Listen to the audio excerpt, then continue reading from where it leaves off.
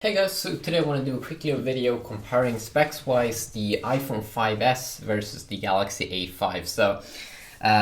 Just by quick little size comparison here, you can kind of see how the 5s is a little bit smaller. It's a 4-inch display, but of course still a very high quality display here. But definitely the AMOLED display here on Samsung's Galaxy A5 is very vibrant and bright colors and everything. I mean, sure, we can turn up the colors here, but I gotta say these shiny colors here, I'm just a little bit of a more of a fan of those. And of course there's a big deal here, as I said there, 5-inch display. It's going to be a big difference, especially if you want to use your device with like one hand. Because this one, the 5S, you can use like this, and it's kind of easy here to use it with your thumb. But if you try to do the same thing here, it's going to be a little bit harder.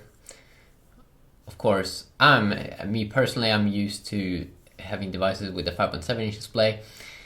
So, I mean, you just learn to move your hand at the bottom of the phone, but you don't have to do it that much with the iPhone. That's what makes it so great. It also feels a little bit more premium here, the iPhone. You have the Touch ID sensor, which is nice, so you can unlock your device with your fingerprints, so that is definitely pretty cool. It has this mix of like aluminum and like glass on the back, which is pretty nice, versus the I'm not sure what material it is. Some people say it's aluminum, maybe on the sides, but it has like some sort of matte feeling here. Still feels really good. You can't remove the back here as you usually can with Samsung devices, but you can't do it with these new A5 phones or Galaxy A series phones, so that could be a good thing there to know. You also have this thing here where you do have the sound on the back as well. On the A5, that's not really that great compared to the iPhone, which has the sound down here at the bottom, so that is nicer, of course. And if we move on here, 720p resolution, 640x1136 resolution here.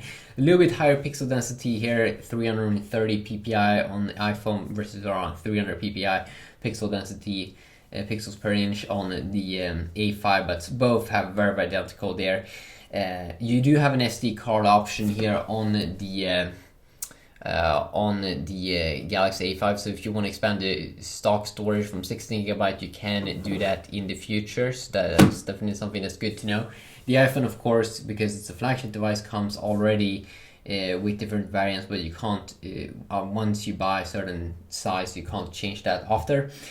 You do have this interesting thing about the camera, where you have 5-megapixel front-facing camera here on the Galaxy A5 versus only a 1.2 megapixel front-facing camera here on the iPhone. So definitely this phone is a little bit more selfie oriented, with way more pixels there.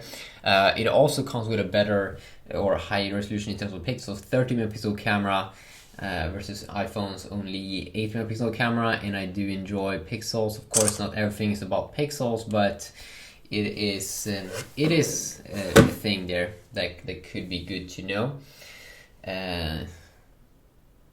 Of course, Apple with their Sony camera or Sony lens and all that, it's still very nice, especially the speed of taking photos.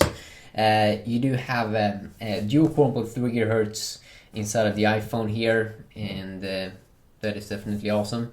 At least on the iPhone here with iOS, you have the latest iOS in terms of updates. Dual core 1.3 GHz, the PowerVR GX 6430 GPU, so all games and everything will run amazing.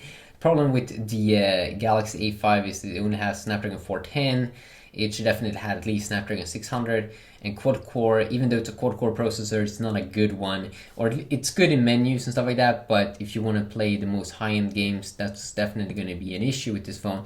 Now, if you only play mostly like 2D games and not maybe that graphically intense games, then the A5 still would be a pretty good phone with the Adreno 306 GPU. You do have a big difference here in terms of battery. You only have 1500 milliamp battery inside of the iPhone versus a 2300 milliamp battery here inside of the A5, and has an ultra power saving mode, which is really cool. So if you turn that on, you can see it's going ultra mode. You don't get any like specific like hardcore mode like that on the iPhone, as far as I know. Of course, the iPhone has pretty good security with Touch ID and iCloud backing up all of your stuff. That's very nice. But this is a pretty cool mode here to get extra battery life. So yeah, quickly a video checking them out. I mean, unlike most phones, so these, I mean, I use the iPhone 5s every day, using it as an MP3, using Spotify app, because I just enjoy how small and compact the phone is.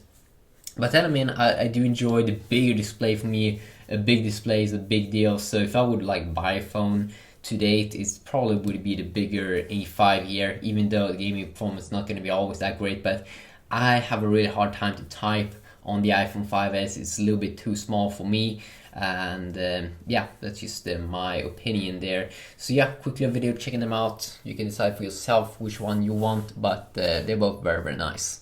Have an awesome day. Peace.